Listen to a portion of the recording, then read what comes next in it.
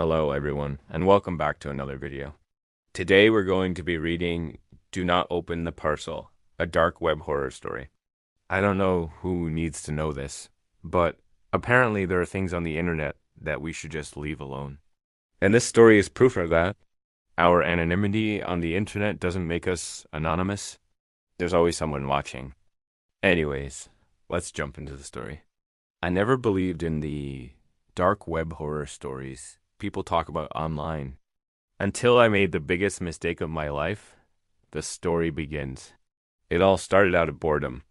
I was a 21-year-old university dropout, wasting hours on Reddit, 4chan, and YouTube rabbit holes about the dark web. Every video claimed the same things: red rooms, assassins, strange packages, but it all sounded like clickbait, fake. I wanted to see for myself. So the narrator gets himself a VPN and downloads the Tor browser and finds a hidden wiki. Most links were dead. Others led to drug markets, Bitcoin scams, or forums in strange languages, but one link caught my eye. It said, "Order a mystery box. Sent within 72 hours. 100% guaranteed delivery." No questions asked. It cost $500 in Bitcoin.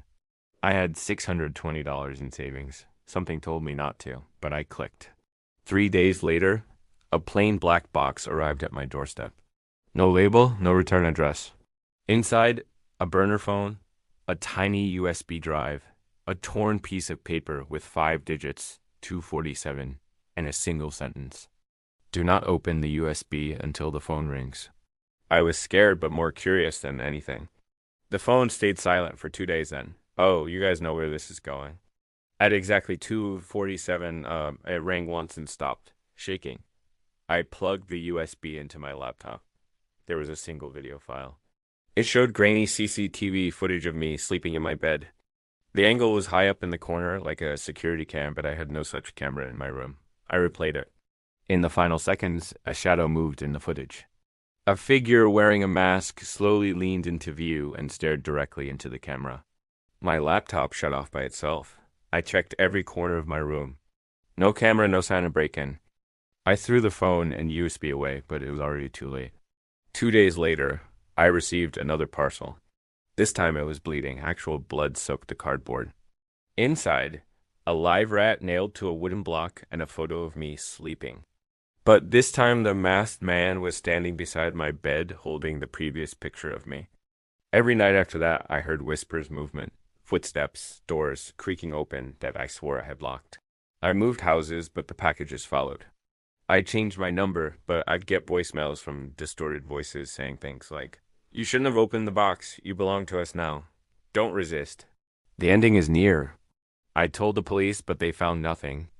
I posted online, but people laughed or called me a liar. Then one night my front door opened at 2:47. I hid in my closet with a kitchen knife, phone in hand, recording everything. For 3 minutes there was silence. Then the masked man walked into my room. He didn't speak. He looked around, turned toward the closet, and slowly opened it, but there was no one, because I wasn't in that closet anymore. That recording, it wasn't from today. It was from tomorrow. My phone started ringing again, 2:47. When I answered, a voice whispered, "Welcome to the next level." The line went dead. So did the lights. I don't remember what happened after. I woke up 2 days later in a cheap motel. The name on my ID was changed. My phone contacts gone. The only image in my gallery? A selfie of me smiling with the masked man behind me. To this day, I don't know what I joined. I don't know why they chose me. But they're watching, listening. And if you're hearing this story, you've seen too much. Check your door at 2:47.